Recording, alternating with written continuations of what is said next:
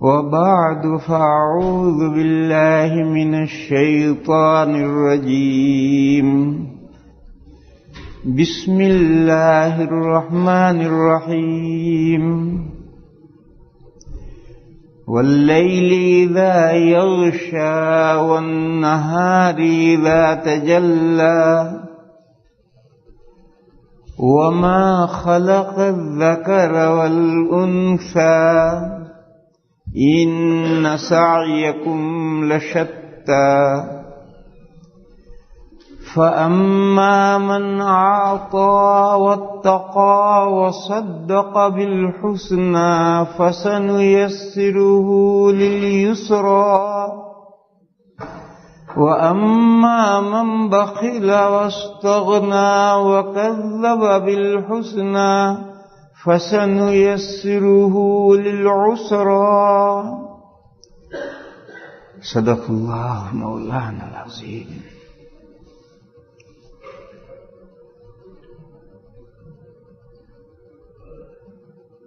بزرگوں اور بھائیوں،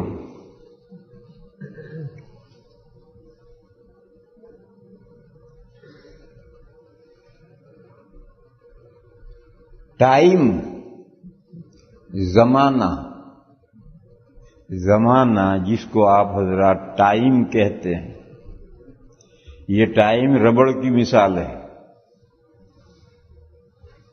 ربڑ تو جانتے ہو، 1 انچ کا ربڑ ہے، 2 کنارے پکڑ کر کھینچو اتنا ہو جائے گا، چھوڑ دو 1 انچ کا ہو گئے.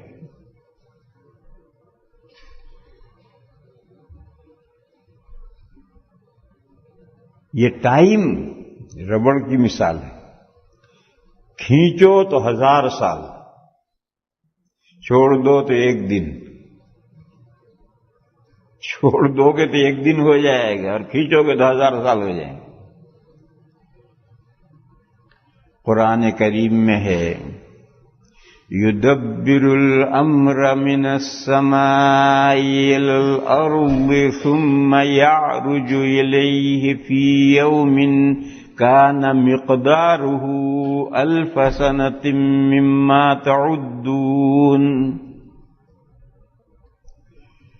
آسمان سے زمین تک ایک ارینجمنٹ ہے، مینجمنٹ ہے، ایک انتظام ہے کائنات کا. یہ کائنات ہر دن، یہ مینجمنٹ یہ ہر دن بدلتا ہے.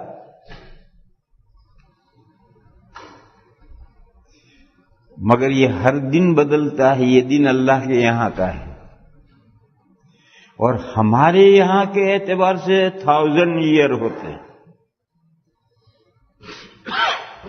فرمایا یدبر الامر من السماء الى الارض، انتظام فرماتے ہیں اللہ تعالی معاملات کا، معاملے کا یعنی تکوینی امر کا. آسمان سے لے کر زمین تک ایک نظام ہے، اللہ انتظام فرماتے ہیں.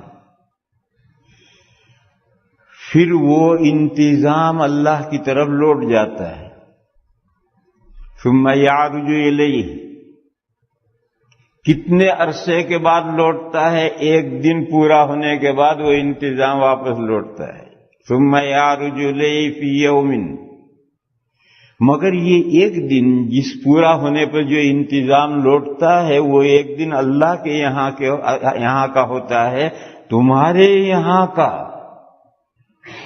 کألف سنۃ مما تعدون، تمہارے شمار سے 1000 سال ہو جاتے ہیں، اور اللہ کے یہاں 1 دن ہوتا ہے. اور وہ جو اللہ نے آسمان سے لے کر زمین تک ایک انتظام کیا ہے، وہ 1 دن مکمل ہونے پر وہ اللہ کی طرف وہ انتظام چڑھ جاتا ہے اور اگلے دن کے لیے نیا انتظام اترتا ہے.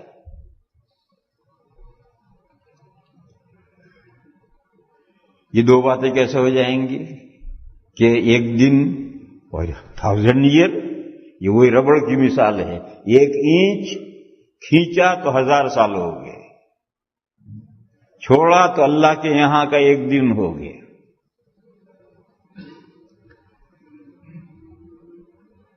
اور اگر کوئی گاما پہلوان پکڑ کر کنارے کھینچے، گاما پہلوان جانتے ہو پاکستان میں تھا، پاکستان کا جب ہندوستان پاکستان تقسیم ہوئے اس کے بعد پاکستان میں ایک بڑا پہلوان گزرا ہے، گاما پہلوان، اب نہیں رہے، بہت زمانہ، اچھا بھلا آدمی تھا، اس کا جواب نہیں تھا کوئی۔ تو اگر کوئی گاما پہلوان ربڑ کے کنارے پکڑ کر کھینچے تو وہ 50,000 ایئر بھی ہو سکتے ہیں، وہ جو ایک دن ہے وہ 50,000 ایئر بھی ہو سکتے ہیں اگر کوئی گاما پکڑ کر کھینچے تو۔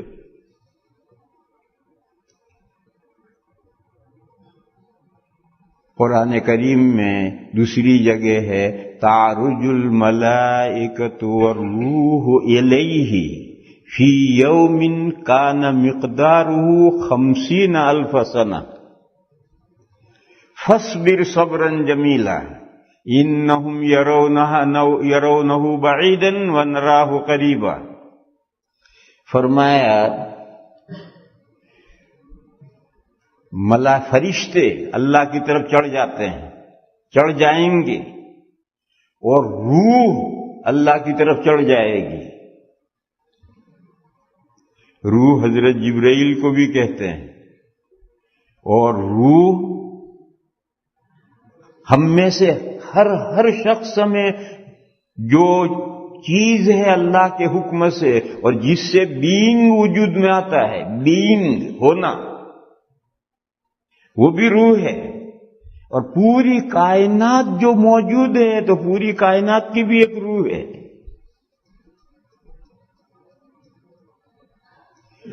15ویں 14ویں پارے میں آیت ہے یستعجلونک بالعذاب اتی امر اللہ فلا تستعجلوا، اللہ کا معاملہ آ رہا ہے، جلدی مت مچاؤ۔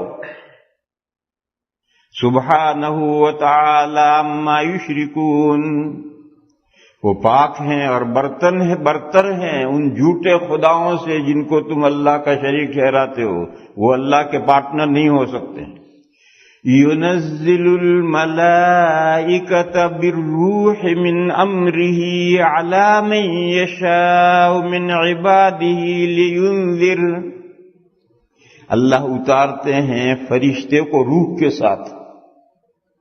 ينزل الملائكة بالروح، اللہ فرشتوں کو اتارتے ہیں روح کے ساتھ اپنے بندوں میں سے جس بندے پر چاہتے ہیں، تاکہ وہ غافل انسانیت کو باخبر کرے۔ اس آیت میں روح سے دین مراد لیا گیا ہے، جو دین اللہ نے اتارا، اس دین کو روح کہا گیا ہے۔ اللہ فرشتوں کے ذریعے سے دین اتارتے ہیں کسی بندے پر، تاکہ وہ غافل انسانوں کو چوکن نہ کرے، اللہ کو یاد دلائے، اللہ کو طرف متوجہ کرے۔ دین کو روح کیوں کہتے ہیں؟ دین سے دینی زندگی وجود میں آتی ہے، یہ بھی ایک بینگ ہونا ہوا۔ اگر دین موجود نہ ہو تو دینی زندگی انسانوں میں کیسے وجود میں آئے گی؟ اسی طریقے سے پوری کائنات یہ بھی ایک وجود ہے، اس وجود میں حصے بنتے ہیں، تو اس حصے بننے سے نئی مخلوقات وجود میں آتی ہیں۔ دیکھو ادھر مشرق ہے، ایک روشن دان ہے، وہاں سے سورج نکلا تو دھوپ یہاں صحن میں پڑی، تو اس صحن میں جو دھوپ پڑی ہے اس میں ڈیزائن بن جائیں گے، جیسے اس روشن دان میں جو ونڈو ہے وہاں جو جالی لگی ہوئی ہے اس کے اعتبار سے یہاں روشن دان، یہاں دھوپ میں ڈیزائنیں بن جائیں گے، کوئی گول ہوگا کوئی چوکا، سب الگ الگ دھوپیں ہو جائیں گی۔ یہ سورج کی دھوپ میں یہ نقشے کہاں ہیں؟ سورج کی جو دھوپ ہے اس میں یہ ڈیزائن کہاں ہے؟ یہ ڈیزائن کہاں سے آئے ہیں؟ وہ جو ونڈو پر جو جالی لگی ہوئی ہے اس جالی کی وجہ سے یہاں ڈیزائن بنے ہیں۔ جہاں جہاں سایہ ہے یہ وہاں کا سایہ ہے، اور اس کے بیچ میں ایک دھوپ ہے، اس کی ایک ڈیزائن ہے، ایک دوسرا سایہ ہے، ایک تیسرا سایہ ہے، ان سایوں کے بیچ میں جو ڈیزائن ہے وہ سب وجود ہے۔ سورج میں کچھ نہیں ہے، سورج کی ایک روشنی ہے، ایک دھوپ ہے، پوری آدھے کرے پر پھیلی ہوئی ہے، اور اس آدھے کرے پر جو دھوپ اور روشنی پھیلی ہوئی ہے اس میں جو طرح طرح کے ڈیزائن تیار ہوتے ہیں وہ عدم تیار کرتا ہے۔ میں اتنے میں ہوں، میں ادھر نہیں ہوں، چاروں طرف نہیں ہوں، جہاں تک میں ہوں، اور دوسرا اس سے باہر میں نہیں ہوں، اس نہ ہونے سے میں وجود میں آیا، پھر میں نہیں تھا اور ایک دوسرا کا وجود آ گیا، تو ایک دوسرا آدمی وجود میں آیا، ایک تیسرا آدمی وجود میں آیا، بیٹھا بیٹھا سو رہا ہے، بیٹھا بیٹھا سو رہا ہے، وجود میں آ کر بھی سو رہا ہے۔ سبحان اللہ۔ نیند آتی ہو میرے بھائی وہاں چلے جاؤ، وہاں جا کے دیوار سے بیٹھ کر خوب آرام سے سو، کہو تو لحاف بھی گھر سے منگوا دوں، ہاں یہاں بیٹھو اور سو، کوئی منع نہیں کرتا۔ سبحان اللہ۔ بات پھیل گئی، مجھے تو اتنا ہی سمجھانا تھا میرے بھائیوں کہ ٹائم ربڑ کی مثال ہے، اللہ کے یہاں ایک یوم ہے، ایک ون ڈے ہے، وہی ون ڈے ہماری اس دنیا میں کھینچ دیا جاتا ہے تو 1000 ایئر ہو جاتا ہے، اور کھینچ دیا جاتا ہے تو 50,000 ایئر ہو جاتا ہے، اور اللہ کے یہاں وہ ایک ہی دن ہے۔ پھر دوسری حقیقت سمجھو، یہ جو ٹائم جو ربڑ کی مثال ہے یہ پاسٹ ٹائم میں کھینچا ہوا نہیں ہے، پاسٹ ٹائم میں سکڑا ہوا ہے، فیوچر میں کھینچا ہوا ہے۔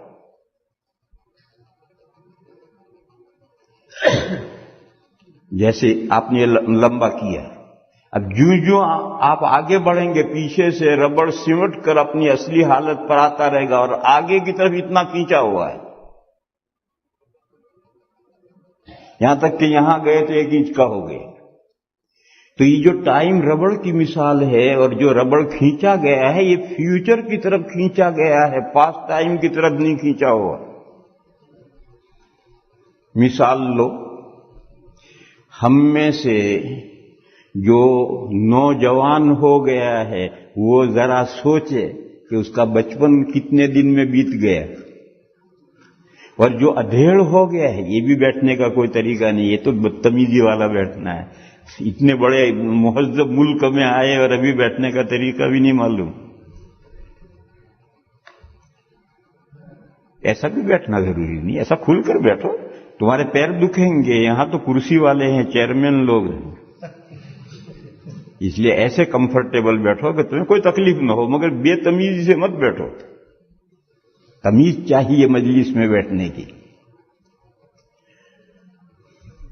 جو نوجوان ہیں ان سے پوچھو تمہارا بچپن کتنے دن میں گزر گئے، جو ادھیڑ ہیں ان سے پوچھو بچپن اور جوانی کتنے دن میں بیت گئی، جو میرے جیسے بوڑھے ہوئے گئے ہیں ان سے پوچھو تمہارا بچپن، جوانی، ادھیڑ عمر کتنے دن میں بیت گئی۔ 80-90 سال کے چچا سے پوچھو گے تو چچا بھی یہ کہیں گے کہ بیٹا ایسا معلوم ہوتا ہے کہ کل گلی ڈنڈے کھیلتے تھے ہم۔ 100 سال ان کو ایسا معلوم ہوتا ہے جیسے کل گلی ڈنڈے کھیلتے تھے۔ اور آدمی جب بچہ ہے تو وہ سمجھتا او ہو بہت، ابھی تو جوان ہوں گے، ادھیڑ ہوں گے، بوڑھے ہوں گے، ٹانگیں گھسیٹیں گے، تب مریں گے۔ جوان یہ سمجھتا ہے ابھی تو جوانی ہے، ابھی تو آگے ادھیڑ ہوں گے، بوڑھے ہوں گے، کسٹ ہوں گے۔ پھر بوڑھا ہے وہ سمجھتا ہے کہ ابھی تو صرف میرے نزلے کی وجہ سے بال پک گئے ہیں، ابھی تو بہت دن جینا ہے مجھے، نزلے کی وجہ سے بال پک گئے۔ دیکھو آگے فیوچر میں ہمیں اپنی عمر کتنی لمبی نظر آتی، سوچو فیوچر میں ہمیں اپنی عمر کتنی لمبی نظر آتی، اور پاسٹ ٹائم میں ایسا معلوم ہوتا ہے جیسے کل کے واقعات ہیں جو گزر گئے۔ ایسا کیوں ہے؟ وہ جو ربڑ کھینچا ہوا ہے وہ فیوچر میں کھینچا ہوا ہے، اور پاسٹ ٹائم جوں بڑھتا ہے، ٹائم جوں گزرتا ہے کہ پیچھے سے ربڑ ملتا چلا جاتا ہے۔ 100 سال، 500 سال، 1000 سال، 10,000 سال، کتنے بھی زمانہ ہو جائے، پیچھے ایسا معلوم ہے جیسے کل کی بات ہے، اور آگے دیکھو تو بہت لمبا زمانہ نظر آئے۔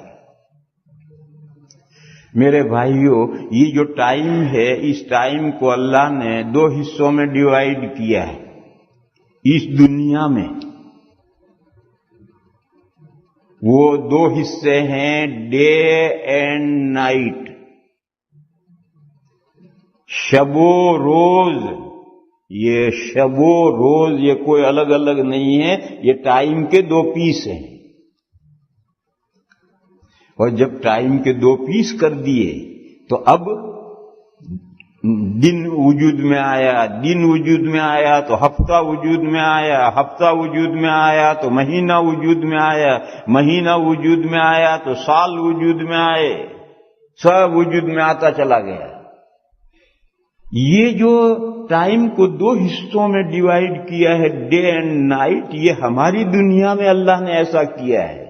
دوسری دنیا میں ڈے اینڈ نائٹ سورج اور چاند نہیں ہے، ڈے اینڈ نائٹ نہیں ہے۔ جب وہاں ڈے اینڈ نائٹ ہی نہیں ہے تو وقت کیسے کھینچا جائے گا؟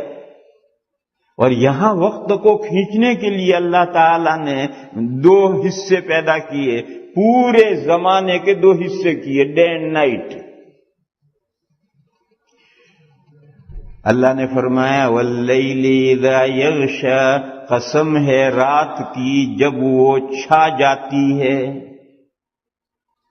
جب رات چھا جاتی ہے تو عشاء کا وقت شروع ہو جاتا ہے، اور رات آ تو گئی لیکن چھائی نہیں، وہاں تک مغرب کا وقت رہتا ہے، کیوں سورج غروب ہونے کے بعد کچھ روشنی رہتی ہے، اور صبح میں رات کے ساتھ دن کی روشنی ملی، صبح صادق ہو گئی، فجر کا ٹائم ہو گیا، رات ختم۔ تو رات سورج غروب ہونے سے لے کر صبح صادق تک رات ہے، اور شفق غروب ہونے تک رات چھاتی نہیں ہے، چھا جاتی ہے۔ جب چھا جاتی ہے تو عشاء کا وقت شروع ہوتا ہے۔ تو اللہ تعالیٰ نے قسم کھائی ہے رات کی جب وہ چھا جائے، یہ رات کا کمال ہے۔ وَالنَّهَارِ اِذَا تَجَلَّى، اور قسم ہے دن کی، ڈے کی، جب وہ واضح روشن ہو جائے۔ صبح صادق پر سورج کی روشنی زمین پر آ جاتی ہے، لیکن ابھی واضح روشنی نہیں ہے۔ سورج نکل آیا، اب بھی اس کی روشنی واضح نہیں ہے۔ پھر سورج اوپر اونچا چڑھ گیا، گھنٹہ 1.5 گھنٹے گزر گیا، اب سورج کی روشنی اتنی تیز فوق سے پڑتا ہے۔ یہ ہے دن جب وہ خوب روشن ہو گیا، اللہ نے اس کی قسمیں کھائی۔ واللیل اذا یغشا والنہار اذا تجلی۔ دوسری مثال لو، انسان ایک نفس ہے، انسان ایک نفس ہے۔ قرآن میں ایک جگہ نہیں کئی جگہ پر یہ مضمون آیا ہے، اور وہ آیت پاک جو نکاح کے خطبے میں خاص طور پڑھی جاتی ہے، اس میں یہ ہے یا ایھا الناس اتقوا ربکم الذی خلقکم من نفس واحدہ۔ اللہ نے تمہیں ایک نفس سے تمہیں پیدا کیا ہے، اس کو بھی ڈیوائیڈ کیا 2 حصوں میں، مین اینڈ وومن، مرد و زن۔ یہ ایک نفس کو 2 حصوں میں ڈیوائیڈ کیا۔ مرد اور عورت ایک ہی نفس کے 2 حصے ہیں، ایک ہی چیز کے 2 پارٹس ہیں، 2 حصے ہیں۔ تو اللہ نے دوسری قسم کھائی وَمَا خَلَقَ الذَّكَرَ وَالْأُنثَى، اور اللہ نے جو نر اور مادہ بنائے ہیں، مذکر اور مؤنث پیدا کیے ہیں، ان کی قسم ہے۔ اب میرے بھائی تھوڑی دیر غور کرو، ایک نفس، ان کو ڈیوائیڈ کر کے مرد اور عورت بنا دیے، اور مرد اور عورت کے درمیان میں کتنے ڈیفرنسز رکھ دیے۔ جو کام مردوں کا ہے وہ عورت کر نہیں سکتی، اور جو عورت کا کام ہے وہ مرد کر نہیں سکتا۔ حالانکہ ایک ہی نفس سے دونوں پیدا ہوئے ہیں، مرد بھی عورت بھی، اور ان کے درمیان میں ڈفرینسز اتنے رکھ دیے گئے ہیں کہ مرد کا کام مرد ہی کرے گا، عورت کا کام عورت ہی کرے گی۔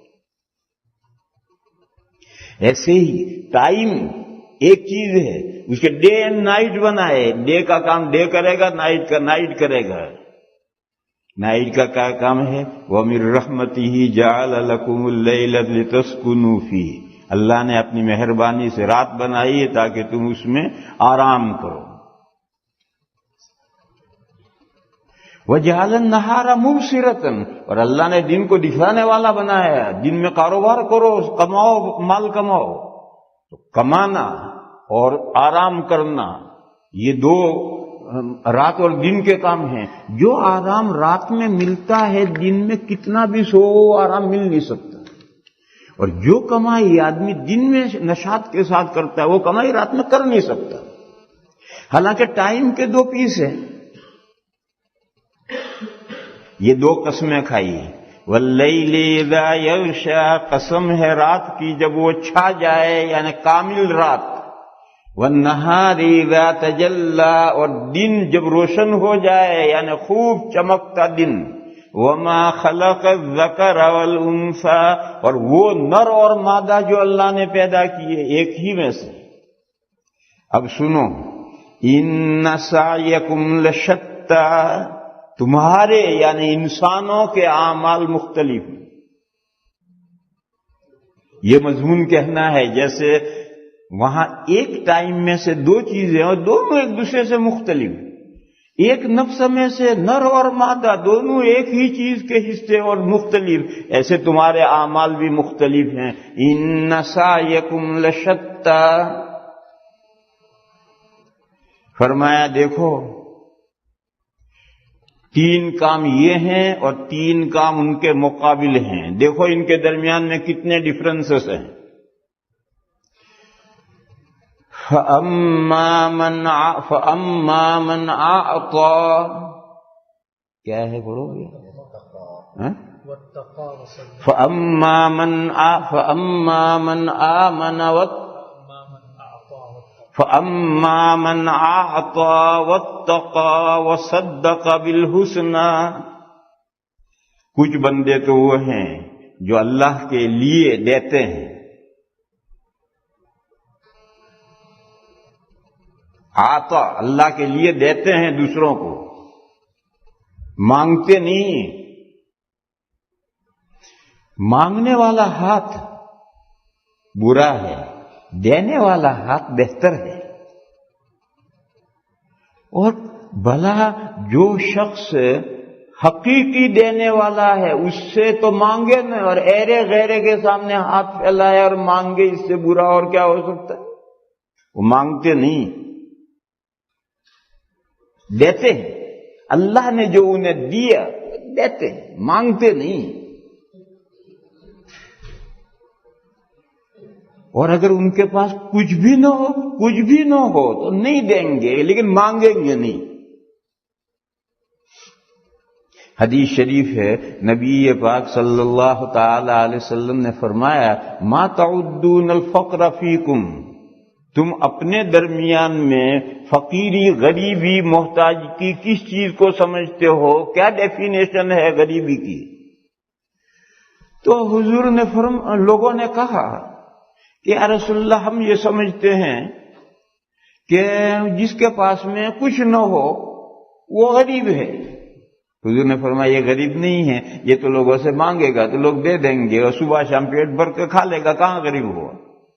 آخر مالدار بھی تو صبح صاحب 2 روٹی کھاتا ہے، باقی تو اس کے گھر میں بینک میں پڑا ہوا ہوتا ہے، یہ بھی لوگوں سے مانگے گا، لوگ دیں گے، کھائے گا۔ حضور نے فرمایا کہ غریب حقیقت میں وہ ہے جو کسی سے مانگتا نہیں ہے اور اس کے پاس کچھ نہیں ہے، اور اس نے اپنی حالت ایسی بنا رکھی ہے کہ کوئی سمجھتا بھی نہیں ہے کہ یہ بھوکا ہے، اس لیے کوئی کچھ دیتا بھی نہیں۔ یہ ہے غریب کہ جس کی حالت کوئی سمجھ بھی نہیں پاتا، اس لیے کوئی دیتا بھی نہیں اور کسی سے مانگتا بھی نہیں۔ بہرحال اگر ان کے پاس کچھ نہیں ہے تو بھی وہ مانگتے نہیں، دیتے ہیں۔ دوسرا اتقا، پرہیزگاری کی زندگی گزارتا ہے، اللہ سے ڈرتے ہوئے زندگی کے دن گزارتا ہے، اللہ کے کسی حکم کی خلاف ورزی نہیں کرتا ہے۔ وصدق بالحسنى، اور کلمہ حسنہ، بہترین کلمہ، بہترین بات، لا الہ الا اللہ محمد الرسول اللہ کی تصدیق کرتا ہے۔ ایک بندے کے تو یہ اعمال ہیں، وہ ایماندار ہے، لا الہ الا اللہ محمد الرسول اللہ پر اس کا صرف لفظ زبانی جمع خرچ نہیں، دل کی گہرائی سے اس پر ایمان رکھتا ہے، اور جب اس پر ایمان ہے تو اللہ سے ڈرتے ہوئے پرہیزگاری کی زندگی گزارتا ہے، اور اللہ نے جو مال اسے دیا ہے وہ دوسروں کو دیتا ہے، دوسروں سے مال مانگتا نہیں۔ ایک بندے کے اعمال تو یہ ہیں۔ دوسرا بندہ ہے وَأَمَّا مَنْ بَخِلَ وَاسْتَغْنَى وَكَذَّبَ بِالْحُسْنَى، دوسرا بندہ وہ ہے کہ جو بخیلی کرتا ہے، اللہ کا دیا ہوا روکتا ہے۔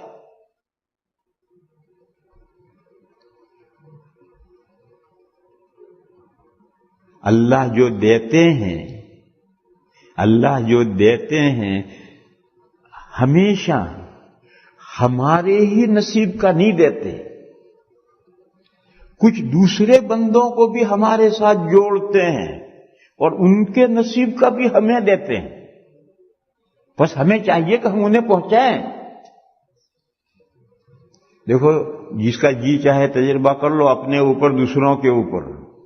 جب تک تنہا ہوگا، بیوی دو ہوں گے، آمدنی کم ہوگی، اور جب بچے کھٹاکھٹ آنے شروع ہوئے، جتنے بچے بڑھتے جائیں گے اتنی آمدنی بڑھتی چلی جائے گی خود بخود آٹومیٹکلی، کیونکہ یہ بچے جو دنیا میں آ رہے ہیں یہ خالی تختی نہیں لے کر آ رہے ہیں، اپنی قسمت میں کچھ لکھوا کر آ رہے ہیں۔ وہ جو بچے قسمت میں لکھوا کر آئے ہیں وہ کہاں سے ملتا ہے؟ وہ باپ کے راستے سے ان کو ملتا ہے۔ جب وہ بیوی کریں گے اور پر آئیں گے اور اڑ جائیں گے تو ان کی قسمت کا ڈائریکٹ ان کو ملے گا، لیکن جب تک وہ باپ کے ماتحت ہیں، ان کی قسمت میں جو وہ لکھوا کر لائے ہیں وہ باپ کے واسطے اور ذریعے سے ان تک پہنچے۔ اسی طرح سے میرے بھائیوں غور کرو، جو سخی داتا ہوتے ہیں، غریبوں پر بے حساب خرچ کرتے ہیں، اللہ انہیں بے حساب دیتے بھی ہیں۔ وہ بے حساب کیوں دیتے ہیں؟ وہ غریبوں کی قسمت کا اس کے وایا جاتا ہے غریبوں تک، تو وہ غریبوں کی قسمت کا اسے دیتے ہیں اللہ۔ قرآن کریم میں ہے وَمَا أَنفَقْتُم مِّن شَيْءٍ فَهُوَ يُخْلِفُهُ، تم جو بھی اللہ کے راستے میں خرچ کرو گے اللہ اس کا عوض دے دیں گے، نائب دے دیں گے، اس کے بدلے میں دوسرا دے دیں گے۔ پر جب یہ بات ہے تو بخیلی کرنے کا مطلب کیا ہوا کہ اللہ نے ہمیں دیا کہ لو یہ میرے بندوں تک، فلاں فلاں غریب بندوں تک لے جاؤ، ہم نے اسے بخیلی کی اور روک رکھا، تو دوسرے کی قسمت پر ہم نے ڈاکہ ڈالا۔ یہ جو اللہ نے ہمیں دیا ہے وہ تو اس لیے دیا ہے کہ ہمارے راستے سے وہ اللہ کے دوسرے بندوں تک جائے۔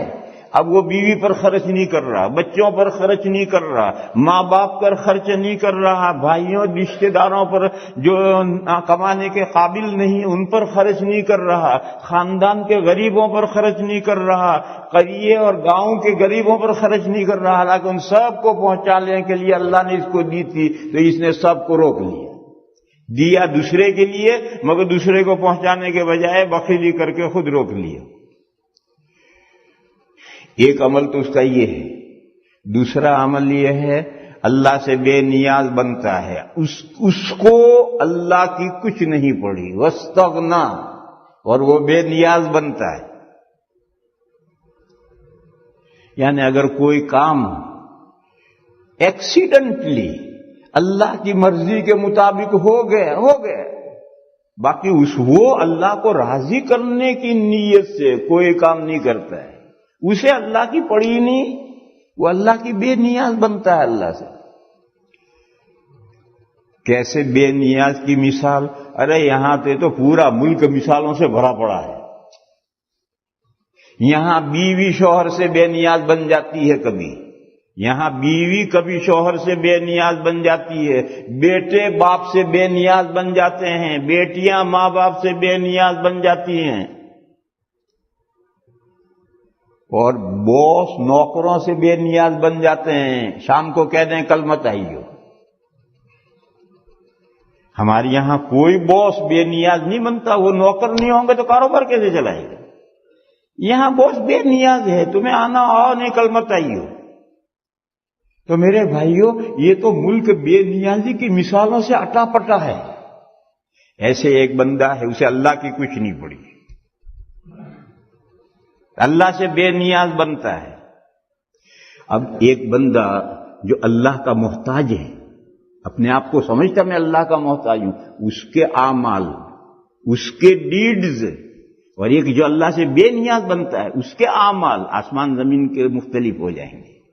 ایک بیوی ہے، وہ شوہر کو اپنا شوہر سمجھتی ہے، اس کی اطاعت کرتی ہے، اس بیوی کی لائف اور زندگی، اور ایک بیوی ہے جس کو ہسبینڈ کی کچھ نہیں پڑی، جائے مرے جہاں جانا ہو جائے، اس وائف کے اعمال اور اس وائف کے اعمال، آسمان و زمین کا فرق پڑ جائے گا۔ تو جو بندہ اللہ کا اپنے آپ کو محتاج سمجھتا ہے، اس کے اعمال، اور جو اللہ سے بے نیاز بنتا ہے، اس کے اعمال الگ الگ ہو جائیں گے۔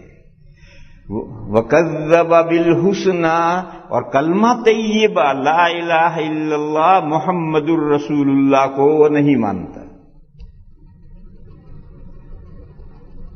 وہ کلمہ طیبہ کو جھٹلاتا ہے۔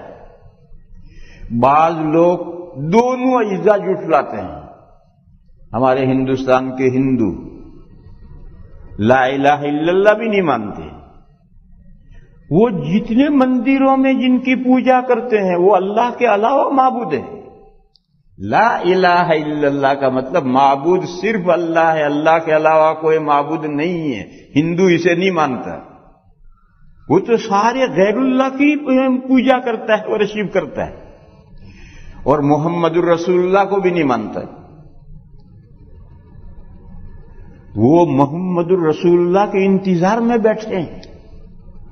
ہندوستان کے ہندو محمد الرسول اللہ کے انتظار میں بیٹھے ہیں، ان کی کتابوں میں، ویدوں میں نبی پاک صلی اللہ تعالی علیہ وسلم کی اطلاع دی گئی ہے دو لفظوں سے، کلکی اوتار، آخری پیغمبر۔ ان کے اوتار کہتے ہیں، اللہ دنیا میں انسان بن کر آتے ہیں، اس کو اوتار کہتے ہیں۔ اور یہ نظریہ ان کا نبیوں کے بارے میں ہے، وہ نبیوں کے بارے میں یہ سمجھتے ہیں کہ یہ اللہ ہی انسان بن کر دنیا میں آئے، جب دنیا خرابیوں سے بھر جاتی ہے تو دنیا کی اصلاح کرنے کے لیے اللہ آئے۔ تو اوتار وہ لفظ انبیاء کے لیے استعمال کرتے ہیں، اور کلکی کے معنی آخری، وہ کلکی اوتار ان کی کتابوں میں خبر دی گئی ہے، اور وہ انتظار میں ہیں کلکی اوتار کے۔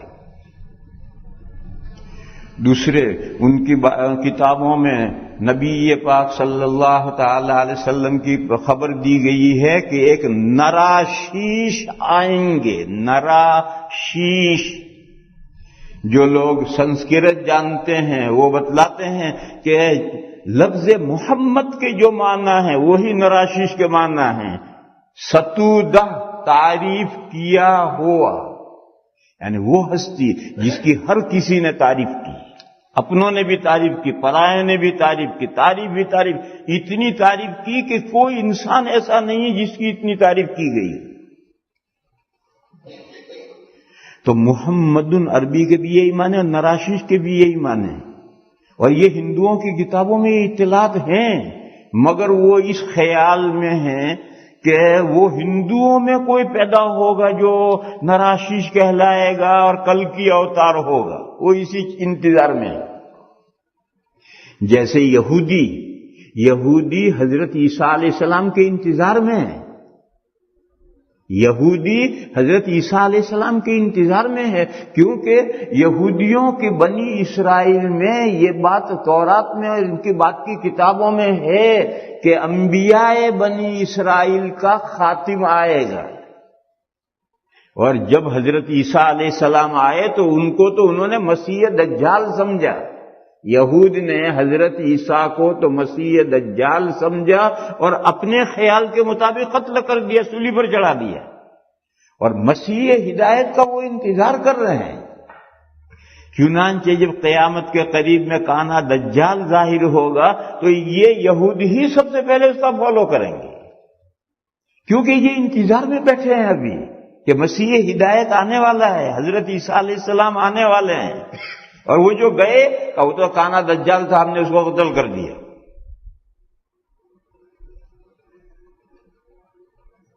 تو ابھی یہ جو لوگ ہیں ان میں سے کوئی تو لا الہ الا اللہ بھی نہیں مانتا، محمد رسول اللہ بھی نہیں مانتا، اور کوئی لا الہ الا اللہ مانتا ہے۔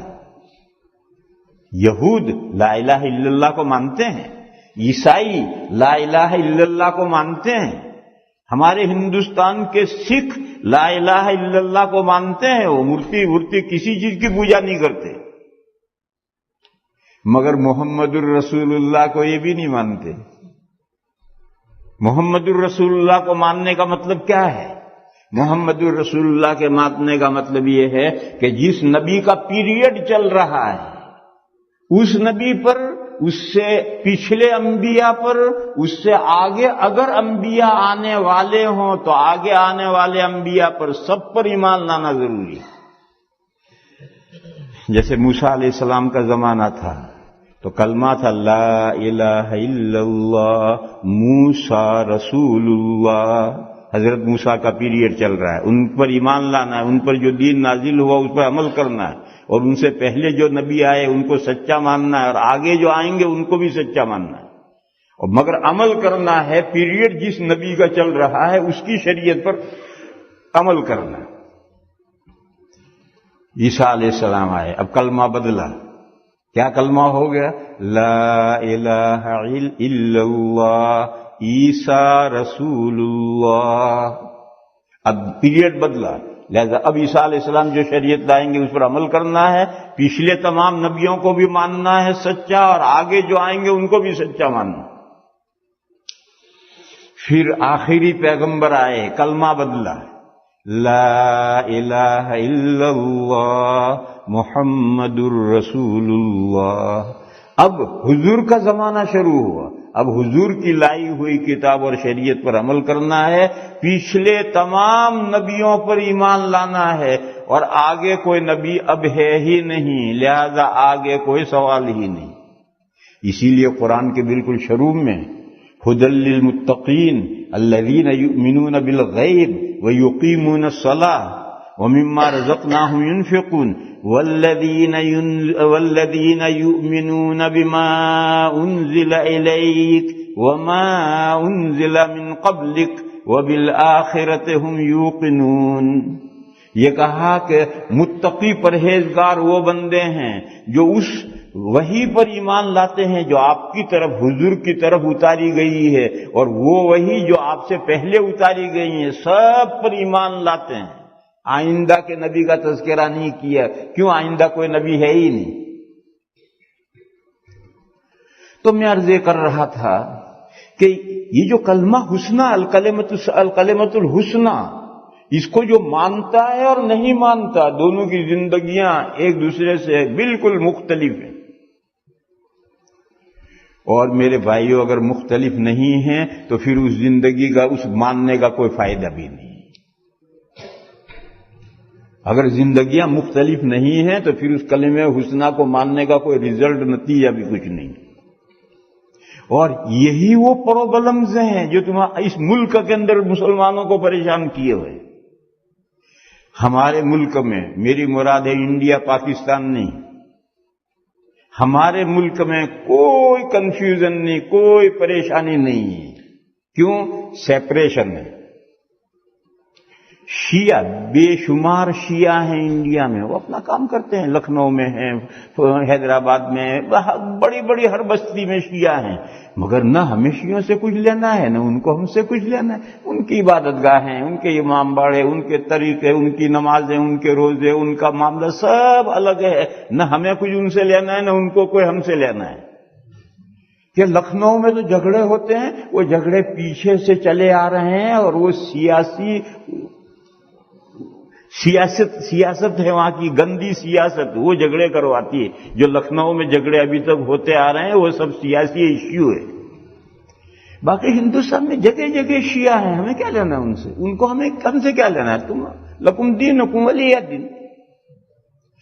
ہمارے ہندوستان میں بے شمار بریلوی بھی ہیں اور ہم دیوبندی بھی ہیں، ہمارا ان کا کوئی جھگڑا نہیں. بریلویوں کی اپنی مسجدیں الگ ہیں، ان کے جلسے الگ ہیں، ان کی محفلیں الگ ہیں، ان کے اعمال الگ ہیں، ان کے طریقے الگ ہیں. ہمارے اپنے اعمال الگ ہیں، ہماری مسجدیں الگ ہیں. ہماری مسجد میں کوئی بریلوی نہیں آئے گا تو چپ چاپ رہے گا، اور کوئی دیوبندی ان کی مسجد میں نہیں جائے گا، اور جائے گا تو ان کے ساتھ کھڑا ہو جائے گا، ورنہ سر میں بال نہیں رہے گا ایک. تو اب بریلوی دیوبندی کوئی جھگڑا نہیں. اسی طریقے پر غیر مقلدین ہمارے یہاں ہیں، ہمارا ان کا کوئی جھگڑا نہیں. دیکھو مئو ایک ایسا شہر ہے کہ وہاں 1/3 غیر مقلد ہیں اور 2/3 حنفی ہیں. کوئی جھگڑا نہیں. 2 دارالعلوم ان کے ہیں، 10 دارالعلوم ہمارے ہیں، گرلس اسکول ان کے ہیں، گرلس اسکول ان کے ہیں، کاروبار سب مشترک ہیں، ایک دوسرے سے لینا دینا ہے. تمہارا مسلک تم عمل کرو، ہمارا مسلک ہم عمل کرو. کبھی کبھی کوئی مولوی چھیڑے گا تو پھر دوسرا مولوی دانت توڑ جواب دے گا تو پھر ٹھنڈا ہو جائے گا مسئلہ. کبھی کبھی ایسا ہوتا ہے، مگر ہمیں کوئی لینا نہیں. اسی طریقے سے جماعت اسلامی کے ساتھ، جماعت اسلامی ہماری یہاں اس کی پورے ملک میں تنظیم ہے، وہ اپنی تنظیم ہے، اپنا وہ کام کرتے ہیں جو کچھ انہیں کرنا ہے. نہ ہم ان سے الجھتے ہیں نہ وہ ہمارے ساتھ الجھتے ہیں. نتیجے میں پورے ہندوستان میں مسلمانوں کے درمیان میں آپس میں بالکل امن سکون ہے. کوئی کسی کے نہ جھگڑا نہ مخالفت نہ ڈنڈا نہ لاٹھی. اور یہی حال ہندوؤں کے ساتھ، سکھوں کے ساتھ. ہندوستان میں جتنے غیر مسلم ہیں ان میں اور مسلمانوں کے درمیان میں سپریشن ہے. ایک اسکول میں مسلمانوں کے بچے بھی پڑھتے ہیں اور ہندوؤں کے بچے بھی پڑھتے ہیں. ہندو کا بچہ سمجھتا ہم ہندو ہیں، یہ مسلمان بچے ہیں. مسلمان بچے یہ سمجھتے ہم مسلمان ہیں، یہ ہندو ہیں. مسلمان بچہ کبھی ان کا کھانا نہیں کھائے گا، اسکول میں کھانا لے کر جاتے ہیں. مسلمان بچہ کبھی ہندو کے ٹفن میں سے کھا نہیں سکتا، اور ہندو کا بچہ کبھی مسلمان کے ٹفن میں سے کھا نہیں سکتا. تو اب کوئی فساد نہیں کہ بھئی ہندوؤں کے اثرات پڑ جائیں گے مسلمانوں پر یا مسلمانوں کے اثرات ہندو بچوں پر پڑ جائیں گے. یہ پرابلم ہے ہی نہیں. مگر اس ملک میں یہ سب امتیازات نہیں ہیں. کیوں امتیازات نہیں ہیں؟ سب کا لباس ایک ہے. سب کا لباس ایک ہے. جب سب کا لباس ایک ہے تو کیسے امتیاز ہوگا لوگوں کے درمیان میں؟ یہ لباسی امتیاز ہوتا ہے کہ ایک اور چیز سے بھی امتیاز ہوتا ہے، وہ پٹلون کے اندر ہے. ایک اور چیز سے بھی امتیاز ہوتا ہے، وہ پٹلون کے اندر ہے، اسے کون دیکھے گا؟ ظاہر میں جو امتیاز ہے وہ تو لباس سے، وضاقتہ سے، چہرہ بشرا سے امتیاز ہوتا ہے. تو اگر کلمہ طیبہ کے ماننے کے اثرات آئیں اور مومنین کی زندگی دوسرے لوگوں سے مختلف ہو جائے، اور میری مراد کوٹ پٹلون نہیں ہے. کوٹ پٹلون تو کامن لباس ہے، پہنو، کوٹ پٹلون سے کوئی فرق نہیں پڑتا. وضاقتہ آدمی کا، ایک مومن ہے، اس کی پٹلون کہاں تک ہوگی؟ اس کی پٹلون ٹخنے سے اوپر ہوگی. اور غیر مسلم ہے، اس کی پٹلون بوٹ سے بھی آگے ہوگی. اگر مسلمان کی پٹلون بھی ٹخنے سے نیچے جا رہی ہے تو پھر کیا فرق پڑ گیا کافر کے پٹلون میں اور مومن کی پٹلون میں؟ سب سے پہلے دیکھتے ہی پتا چل جائے کہ یہ جو آ رہا ہے پٹلون پہنے یہ مسلمان ہے، کیونکہ اس کی پٹلون جو ہے ٹخنوں سے کافی اوپر ہے. اور یہ دوسرا نوجوان آ رہا ہے، اس کی پٹلون زمین سے گھسٹ رہی ہے، یہ مسلمان نہیں ہے. ایسا کوئی امتیاز ہو. دوسرا امتیاز، پٹلون کے اوپر شرٹ پہننا ہے. اب یہ جو شرٹ ہے اس کو ان شرٹ کرنا ہے یا آؤٹ شرٹ کرنا ہے؟ یا کوئی تو امتیاز ہونا چاہیے. اگر تم نے کرتے کو اندر گھسا دیا ہے تو ننگے ہو گئے تم، اور کرتے کو تم نے باہر لٹکا دیا ہے تو تم پردے دار ہو گئے. پتلون پہنے رہو، تم بھی پتلون پہنو، تم بھی پتلون پہنو.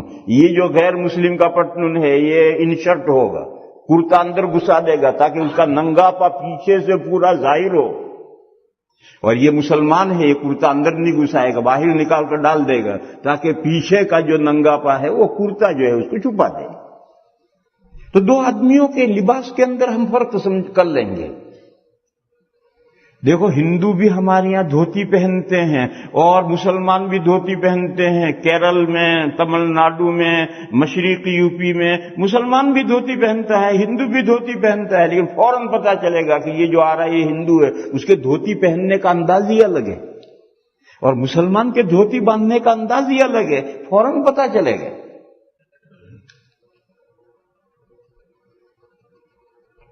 اسی طرح سے میرے بھائیوں، کھانے پینے میں، چہرے بشرے میں، اگر ہر مسلمان بالکل صحیح شرعی داڑھی رکھ لے، کچھ نہ کرے، بس صرف صحیح شرعی داڑھی، کیونکہ فیشن والی داڑھی تو غیر مسلم بھی رکھتے ہیں، مونچھیں والی داڑھی تو غیر مسلم بھی رکھتے ہیں، اس سے نہیں پتا چلتا کہ یہ مسلمان ہے. صحیح شرعی داڑھی رکھ لے تو اس کو وہ فوراً پہچانا جائے گا، اور پھر خود ہی سیپریشن ہونا شروع ہو جائے گا. مسلمان بچہ جو ہے غیر مسلم. اس ملک میں طرح طرح کی پریشانیاں ہیں، حلال حرام کی تمیز نہیں ہے، اس کی کیا چیزیں کھانی چاہیے کیا چیزیں نہیں کھانی چاہیے، سب کوئی تمیز ہی نہیں ہے، یہ سیپریشن ہی نہیں ہے. ہمارے یہاں سب سیپریشن ہے. کوئی ہندوانہ چیز مسلمان بچہ کھا نہیں سکتا، اور مسلمان کا گوشت ہندو بچہ کبھی ہاتھ لگا نہیں سکتا. تو میں تو عرض یہ کر رہا تھا کہ 3 کام یہ ہیں، 3 کام یہ ہیں. یہ 3 کام بھی انسان کرتے ہیں، فرشتے نہیں کرتے. اور یہ 3 کام بھی اللہ کے بندے کرتے ہیں، اللہ کے دشمن نہیں کرتے. یہ 3 کام کیا؟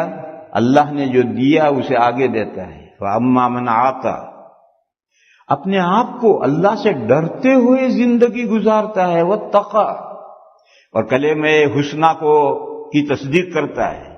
یہ کام کہ کلمہ اللہ سے ڈرتے ہوئے زندگی گزارنا بڑا مشکل ہے. ارے یہ کام بھی انسان ہی کرتے ہیں، یہ کام کرنے کے لیے فرشتے نازل نہیں ہوتے. دوسرا بخیلی کرتا ہے. بخیلی کس کو کہتے ہیں؟ بخیلی اس کو کہتے ہیں کہ دوسرے کا حق ہے نہیں دیتا. اللہ نے اس کے ذریعے سے جو بھیجا ہے وہ بجائے پہنچانے کے خود قبضہ کیے بیٹھا ہے، اور اللہ سے بے نیاز بنتا ہے، اسے اللہ کی نہیں پڑی، اور کلمہ حسنہ کی تکذیب کرتا ہے. یہ اللہ نے انسانوں کے اعمال میں فرق رکھا ہے. جب اعمال میں میرے بھائیوں فرق ہے تو رزلٹ میں فرق ہے. جب 2 طالب علموں نے 2 پرچے مختلف لکھے ہیں تو نمبر لامحالہ مختلف آئیں گے. ایک کے کامیابی کے نمبر آئیں گے، ایک کے ناکامی کے نمبر آئے گا. ایک اوپر جائے گا نمبر لیتا 100 تک ہے، یا ہمارے یہاں 50 ہے، آخری نمبر تک پہنچے گا. اور ایک نیچے نمبر لے گا، لیتا 0 پر جائے گا. اور جب رزلٹ الگ ہے تو انجام بھی الگ ہے. ایک کا انجام جنت ہے، ایک کا انجام جہنم ہے. دونوں کا انجام کیسے ایک ہو سکتا ہے؟ اور پوری کائنات کے خالق و مالک اللہ ہیں. ہر چیز وہی پیدا کر رہے ہیں. یہ جو 3 اچھے کام کر رہا ہے یہ بھی اللہ پیدا کر رہے ہیں، اور یہ 3 برے کام کر رہا ہے یہ بھی اللہ پیدا کر رہے ہیں. لیکن اس کے کام اللہ کو پسند ہیں اور اس کے کام اللہ کو پسند نہیں ہیں. اور جزا میں اور جنت اور جہنم کے فیصلے میں اللہ کی کیا پسند ہے اور اللہ کی کیا ناپسند ہے اس پر فیصلے ہوں گے. باقی اس کے اعمال بھی اللہ پیدا کر رہے ہیں، اس کے اعمال بھی پیدا اللہ کر رہے ہیں. اور میرے بھائی ایک موٹی سی بات سنو، کامن سینس کی بات ہے. یہ پوری کائنات کس کی؟ اللہ کی. اللہ کی کائنات میں اللہ کے علاوہ کوئی پیدا کرنے والا ہو سکتا ہے؟ اگر کوئی پیدا کرنے والا ہو سکتا تو اللہ کی کائنات کہاں رہی؟ اس لیے اللہ کی کائنات میں جو کچھ پیدا ہو رہا ہے، یہ اچھے اعمال پیدا ہو رہے ہیں، یہ بھی اللہ پیدا کر رہے ہیں، یہ بھی اللہ پیدا کر رہے ہیں۔ مگر کچھ کام اللہ کو پسند ہے، کچھ کام ناپسند ہے۔ اللہ کو جو کام پسند ہے، ان تکفروا فإن اللہ غنی عنکم ولا يرضى لعباده الكفر۔ اللہ تعالیٰ کفر اپنے بندوں کے لیے پسند نہیں کرتے۔ اگر تم اللہ کی نعمتوں کی ناشکری کرو گے، اللہ کو تمہاری کچھ نہیں پڑی۔ وَإِن تَشْكُرُوا يَرْضَهُ لَكُمْ، اگر اللہ کے شکر گزار بندے بنو گے تو اللہ اس کو تمہارے لیے پسند فرماتے ہیں۔ تو پسند اور ناپسند پر جزا و سزا کے فیصلے ہوں گے۔ کیوں؟ یہ آخری باتیں سمجھ لو۔ خلق پیدا کرنا یہ خالق کی طرف سے ایک عمل ہوتا ہے، مخلوق کا اس میں کوئی دخل نہیں ہوتا ہے۔ ہم نتھنگ تھے، اللہ نے ہمیں پیدا کیا، ہمارا کیا دخل ہے اس میں؟ ہم نتھنگ تھے، اللہ نے جب چاہا ہمیں پیدا کر دیا۔ تو خلق میں، پیدا کرنے میں ابتدا خالق کی طرف سے ہوتی ہے، مخلوق کی طرف سے کوئی دخل نہیں ہوتا۔ اور پسند اور ناپسند، اللہ کی پسند اور ناپسند، اس کی ابتدا اللہ کی طرف سے نہیں ہوگی، اس کی ابتدا مخلوق کی طرف سے ہوگی۔ مخلوق نے یہ کام کیا تو اللہ نے پسند کیا، مخلوق نے دوسری نوعی طرح کا کام کیا، اللہ نے ناپسند کیا۔ یہ جو بندے کا کرنا ہے، اچھے برے کام کرنا ہے، بعض کو اللہ پسند کرتے ہیں، بعض کو ناپسند کرتے ہیں، اس کی ابتدا مخلوق کی طرف سے۔ اسی کو کہتے ہیں پارشیلی اختیار، جزوی اختیار، اور اسی جزوی اختیار کی بنیاد پر آخرت میں جزا و سزا کے فیصلے ہوں گے۔ جب کوئی بندہ اپنے اس پارشلی اختیار سے جو اللہ نے اسے دیا ہے، جب وہ کوئی برائی کرے گا تو پیدا اس برائی کو اللہ کریں گے، جب کوئی نیکی کرے گا تو پیدا اس کو اللہ کریں گے۔ اور برائی کرنے پر اگرچہ پیدا اس کو اللہ نے کیا ہے، سزا ملے گی، اور نیکی کرنے پر اگرچہ پیدا اس کو اللہ نے کیا ہے، جزائے خیر ملے گی۔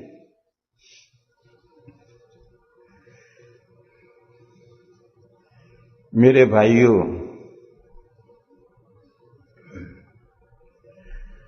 اللہ نے فرمایا ہے فَأَمَّا مَنْ أَعْطَى وَاتَّقَى وَصَدَّقَ بِالْحُسْنَى فَسَنُيَسِّرُهُ لِلْيُسْرَى۔ اللہ فرماتے ہیں پس ہم آسانی کرتے ہیں اس کے لیے، آسان کاموں کے لیے۔ یہ جو نیکی والے کام ہیں یہ نہایت آسان ہیں، ان کو اللہ تعالیٰ اور آسان کرتے ہیں۔ اور وہ جو دوسرے تین کام ہیں، وَأَمَّا مَنْ بَخِلَ وَاسْتَغْنَى وَكَذَّبَ بِالْحُسْنَى فَسَنُيَسِّرُهُ لِلْعُسْرَى۔ یہ کام نہایت کٹھن ہے، نہایت مشکل کام ہے، لیکن اللہ تعالیٰ یہ بھی آسان کرتے۔ زَيَّنَّا لَهُمْ أَعْمَالَهُمْ، لوگ اللہ تعالیٰ لوگوں کے لیے ان کے برے اعمال مزین کرتے ہیں، اس کو احساس ہی برائی کا نہیں ہوتا ہے۔ لوگ اپنی ماں بہن کے ساتھ برائیاں کرتے ہیں اور انہیں کوئی احساس نہیں ہوتا کہ ہم برا کام کر رہے ہیں۔ لوگ چوریاں کرتے ہیں، ڈاکے ڈالتے ہیں اور انہیں کوئی احساس نہیں ہوتا کہ ہم برا کام کر رہے ہیں۔ لوگ عزتیں لوٹتے ہیں، انہیں کوئی احساس نہیں ہوتا ہم برا کام کر رہے ہیں۔ زَيَّنَّا لَهُمْ أَعْمَالَهُمْ، ان کے کام اللہ ان کے لیے مزین کرتے ہیں۔ وَسَنُيَسِّرُهُ لِلْعُسْرَى، یہ مشکل سے مشکل کام بھی اللہ ان کے لیے آسان کر دیتے ہیں۔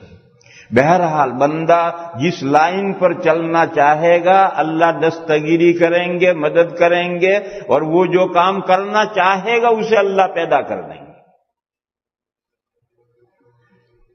بات کا خلاصہ یہ ہے میرے بھائیوں کہ یہ بڑا قیمتی مہینہ گزر رہا ہے، اور ہم جو بندے اور جو بندیاں یہاں بیٹھے ہیں 11:15 بج رہے ہیں، اس 11:15 بجے یہاں کیا لڈو تقسیم ہو رہے ہیں جو آپ حضرات بیٹھے ہیں؟ یہ ہماری بہنیں بیٹھی ہیں، کیا لینے بیٹھی ہیں؟ اللہ کے دین کو سیکھنے اور سمجھنے کے لیے بیٹھی ہیں، اللہ کے دین پر عمل کرنے کے لیے ہم یہاں سب جمع ہوئے ہیں۔ اللہ نے اپنے فضل و کرم سے ہمیں اپنے ان بندوں میں شامل کیا ہے جو اللہ سے ڈرتے ہوئے زندگی گزارتے ہیں، اللہ سے بے نیاز نہیں ہیں۔ اللہ سے بے نیاز ہیں دنیا میں کہیں کہیں کلبوں میں، پبوں میں، جو اللہ سے بے نیاز ہیں۔ یہاں تو اللہ کے وہ بندیاں ہیں اور وہ بندے ہیں جو اللہ سے ڈرتے ہوئے زندگی گزارتے ہیں۔ یہ ماہ مبارک ہے، بہترین سیزن ہے اعمال حسنہ کا۔ میرے بھائیوں اور میری بہنوں، ہر نیک کام کرنے کی کوشش کرو، گیا وقت پھر ہاتھ آتا نہیں۔ کل ماہ مبارک پورا ہو جائے گا، اور اس ماہ مبارک کی جو بھی نیک کاموں کے کیا فضائل آئے ہیں کہ دوسرے دنوں میں فرض عمل کرنے سے جتنا ثواب ملتا ہے، اس مہینے میں نفل عمل کرو اتنا ہی ثواب ملے گا۔ اور دوسرے مہینوں میں ایک فرض ادا کرنے کا جو ثواب ملتا ہے، اس مہینے میں اگر وہی فرض ادا کرو تو 70 گنا ثواب۔ دوسرے مہینوں میں فرض کا جو ثواب ہے وہ اس مہینے میں نفل کا ہے ایکول، حالانکہ نفل عمل ہے لیکن فرض کے بقدر ثواب ملتا ہے۔ اور فرض اس مہینے میں فرض تو 70 ٹائم فرض بڑھ جاتا ہے۔ اس لیے میرے بھائیوں، جو فرائض ہیں مثلا ہماری زکاتیں وغیرہ ہیں اسے ادا کرو، مگر ایک بات اور بھی یاد رکھو، ساری زکاتیں اسی مہینے میں نہیں خرچ کر ڈالنے کی، پھر پورا سال ضرورت کی جگہیں آئیں گے تو کیا کرو گے؟ اس لیے کرو اس مہینے میں خرچ، لیکن اگر آپ کے سامنے پورا سال خرچ کرنے کی جگہیں آتی رہتی ہیں تو کچھ ڈبے میں بچا کر بھی رکھو تاکہ ضرورت کے وقت میں دوسرے دنوں میں بھی خرچ کر سکو۔ اور اگر آپ کے سامنے ایسی ضرورت کی جگہ آتی ہی نہیں ہے تو پھر رمضان میں خرچ کر ڈالو۔ لیکن عام طور پر لوگوں کے سامنے دوسرے مہینوں میں بھی ضرورتیں آتی ہیں تو ساری زکوٰۃ رمضان میں مت خرچ کرو، زکوٰۃ اپنے مال میں سے الگ تو کر ڈالو، ابھی سے الگ کر کے ایک ڈبے میں ڈال دو، پھر اسے اگلا رمضان آنے سے پہلے خرچ کر ڈالو۔ ایسے ہی نفل اعمال، خیراتیں ہیں، نفل عبادتیں ہیں۔ ابھی ایک دن کے بعد میں اعتکاف شروع ہونے والا ہے، وہ بھی ایک نفل عبادت ہے۔ ان نفل عبادتوں کو، یہ اعتکاف میں نے جو کہا تھا، اثر بعض کے لوگوں میں ایک غلط فہمی ہے، جس کے پاس جتنا ٹائم ہے تکیہ اور چادر لے مسجد میں آ پڑے، 6 گھنٹے ہیں تیرے پاس فرصت کے، 6 گھنٹے آ پڑے، 6 گھنٹے پورے ہو جائے، گھر تکیہ رکھ کر اپنی جاب پہ چلا جائیے۔ مسجدیں ہماری معتکفین سے رمضان میں 29 اور 30 دن ہماری مسجدیں معتکفین سے بھری رہنی چاہیے، کوئی دن خالی نہیں ہونا چاہیے کہ 5-25 اتنی شاندار مسجد میں۔ یہ بہت شاندار مسجد آپ لوگوں نے بنائی، اللہ مبارک کرے، اللہ تعالیٰ اس کی خیرات و برکات سے آپ حضرات کو مالا مال فرمائے۔ جس نے اس میں جس درجے کا بھی حصہ لیا ہے، اللہ دونوں جہانوں میں اسے بہترین صلہ عطا فرمائے۔ لیکن مسجدوں کی تعمیر در حقیقت اعمال سے ہے۔ یہ چونا پٹی، مانگ پٹی سے عورت کا حسن نہیں ہے، عورت کا حسن اس کے اعمال سے ہے، اس کی دینداری سے ہے۔ تو مسجد شاندار دیکھنے میں شاندار نہیں، اس کے اعمال۔ لہذا اس ماہ مبارک کو میرے بھائیوں غنیمت سمجھو، اور 10 دن کا جس کے پاس وقت ہے وہ 10 دن کا ضرور کرے، وہ سنت موقدہ ہے۔ لیکن اب میرے پاس 10 دن نہیں، یار بھائی 10 دن نہیں، 2 دن ہے تو 2 دن پڑ جائے، اور اس کے لیے کچھ باندھنا نہیں ہے، چادر اور تکیہ لے کر کہیں آ کر کے پڑ جائے، جتنا عمل کرنا عمل کرنی، نہ ایسا رکس ہو گیا، اٹھ کر وضو کر کے پھر پڑھنے بیٹھ گیا۔ اس لیے میرے بھائیوں، اعمال حسنہ سے اس مہینوں کو بھر دو، اپنی زندگیوں کو اعمال حسنہ کا مجموعہ بنا دو۔ میرے بھائیو، اللہ مجھے بھی توفیق عطا فرمائے، آپ حضرات کو بھی توفیق عطا فرمائے۔ وآخر دعوانا ان الحمدللہ رب العالمین۔ درود شریف پڑھ رہے ہیں۔ اللہم صلی وسلم وبارک علی سیدنا ومولانا محمد وعلی آل سیدنا ومولانا محمد بعدد من صلی وسلم۔ یا الہ العالمین ہمیں دنیا میں بھی بھلائیاں عطا فرما، آخرت میں بھی بھلائیاں عطا فرما، اور جہنم کے عذاب سے ہماری حفاظت فرما۔ یا اللہ جو ہم میں بیمار ہیں انہیں شفائے کاملہ عطا فرما، یہ ہم میں جو پریشان حال ہے ان کی پریشانیوں کو دور فرما۔ یا اللہ ہم میں جو مقروض ہیں ان کی قرضوں کی ادائیگی کا سامان فرما۔ یا اللہ ہم میں جو ٹینشن کسی بھی ٹینشن میں ہے یا اللہ ان کی سب فکر کو دور فرما۔ یا اللہ ہمیں دنیا میں بھی بھلائیاں عطا فرما، آخرت میں بھی بھلائیاں عطا فرما، اور اس مسجد میں خیرات و برکات نازل فرما۔ یا اللہ اعمال کی برکات سے اہل محلہ کو مالا مال فرما۔ یا اللہ ہمیں مسجدوں کی قدر کرنے کی توفیق عطا فرما۔